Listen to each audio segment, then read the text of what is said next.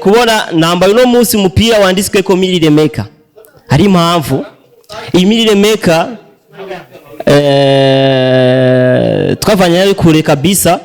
Mirire Maker yavyariwe n'uyu muri impano video uvuga rero Mirire Maker niyo yavuyemwo Inyishu media uva aho cavuga gute impano video nukuvuga no muvyeyi wa Inyishu media mumukomera bashi cyane Fabrice Munashe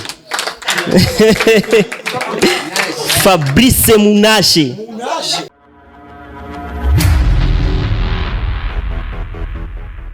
Yes one two wakonzi wa Inyishu media ro kandi kuze John muvyara wandora mukijevanye naho muri meze bien meze fresh Mr Twitter nkuko bisanzwe na manda ya makuru meza izeye ameze fresh.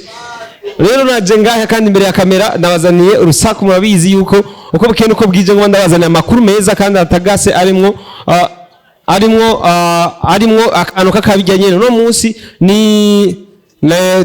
twasaramza dusanga abantu ba Inyishu media bakoranye abakinyi b'amafilme iki bose bari hano sinzi ivyo baje gukora. Rero nibaza ko ari rencontre bateguye kugira ngo babe hamwe. Turabona Monsieur Patient, turabona X-ray Bam, turabona witwa Muvuto, turabona hari n'abandi ba Babuji ba Nice ba Bobo Vance Alex Alex Ramborera Bobo Rosi Bobo Ningora turabona Nice ariko Umwaka Viva Romantic Boy Mr Thomas nawe na turi kumwe turi kumwe na bahevi yake changwe X-ray Bam turi kumwe na Rugoti no munsi yambaye ikoti nziza Rugoti no munsi yambaye ikoti nziza okay so bakunzi ba Inyishu media reka duhe ijambo bamwe rero mu bari ngaho kugira ngo bashobore kudushikiriza ishatumye baba hano ikintu cadukoranije hano. Reka duhe ikaze rero CEO wacu cyangwa manager cyangwa bahevi yake tugira Inyishu media na team Twenga Week tugira Inyishu media na team Twenga Week ko mutwezere aho nge okay voilà rero nagomba kwazi cyambere ko twoshimira Imana yo mwijuru kuko niyo yatumwe no munsi duhura yadogije neza dufite imyaka myinshi dukora cyane muri Inyishu media ariko rero vraiment icambere ndazi ko bigoye cyane ariko icambere twokomera Imana yacu yo mwijuru amashi. Okay rero nka timu yose ya Inyishu media cyangwa societe yose ukuntu uno munsi twaje kwifuzanya umwaka mushasha muri 2023 haje cyangwa 2020 twacha muri 2020 ja 2023 okay ni umunezero cyane muri timu yacu aho novuga yuko tufise imyaka 4 cyangwa imyaka 5 imyaka 4 nirakwirane zato turakora muga two turaja mu myaka 4 ukuvuga rero ni mu yanumbero kuvuga ati eske kanaka wiriwe gute cyangwe uyu mwaka uhezewe wavyifashemwo gute urumva ariko kubyiwanje nko mu CEO cyangwa umuntu yazanye cyiyumviro cyo kugurura iyi societe ya Inyishu media naho itaraja mugaho two turaja vraiment ndabona two turatera imbere gato vraiment na bintu byinshi novuga kirese gusa amaplan canke mu majambo bakivuga imigambi tugomba dukorere ko muri umwaka wa 2020 na rero iyo migambi president ndio mzee wangu ujya papa wanje agiye kuzara makara uzivuga ngagiye kuzara makara ni hatari kweli hatari ariko gusa rero icambere murazi ko beshi muri mwebwe mashaka gutangara kubona nambaye uno munsi umupira wanditswe ko Mirire Maker hari impamvu iyi Mirire Maker twavanye nayo kure kabisa. Mirire Maker yavyariwe n'uyu muri impano video uvuga rero Mirire Maker niyo yavuyemwo Inyishu media uva aho cavuga gute impano video nukuvuga no muvyeyi wa Inyishu media mumukomera bashi cyane Fabrice Munashe Fabrice Munashe urumva nasiko bigoye cyane ariko Inyishu media ntaragera Inyishu media naragera ahantu uvuga ati ngo nugenda shimakira umuntu umwe kuko kugira dushe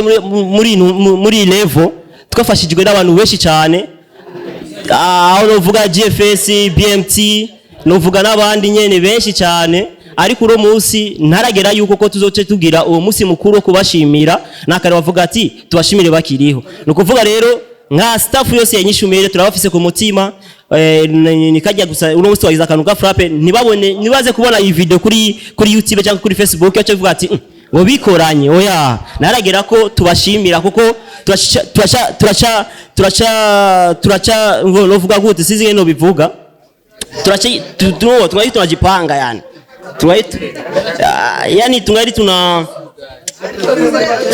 yani Mswahili na Mswahili anashinda kuongea yani ningesema tungaliki tuna okay turachatega imitego ama bomb fulani kuko umustuzo hazogera umustuzo uvuga ati gatugomba dusature iyo bomb tuzatatu amagara avuga ati rero buraze gatwagira ama surprise mwese mwafashije Inyishu media nk'ikivugo rero ahantu aragoye kabisa kubandanya ijambo kuko aragoye cyane kubera induru z'abantu ariko reka force gusa kugira twumvikane twese nukuvuga rero nk'ikivugo cya Inyishu media sino kivuga president wa Inyishu media tarashika ahubwo rero nosaba ahari nukuvuga president wa Inyishu media ni wundi muzi nk'umuntu mubi umurozi kandi ni umurozi koko umufumu ariwe Banderas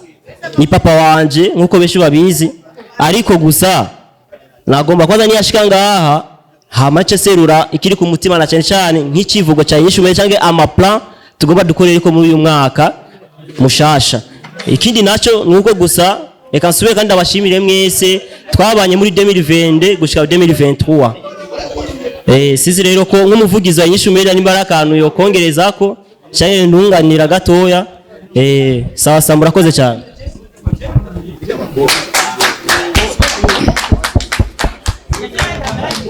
ya nkuko bari kwabivuga banyanyi ba Inyishu media na team Twenga wige muguma mudukurikirana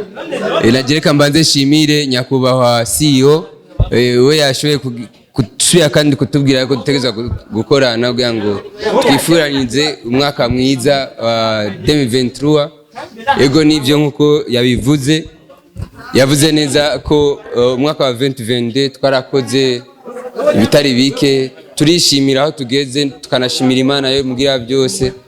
nkashimira nabo nyine nka management nyane kumwe nagira kurikirana je rero nk'umuvugizi wa Inyishu media icyo nagira mere nk'uwongerako naho tuzakugishirako mbere ko si wagishirako kwa rugushimira abacteur muri rusange abakinyi Thomas ndashimira ku nguvu zitari zike wakoresheje muri 2022 kandi vraiment mari bigwezagiye ugumeko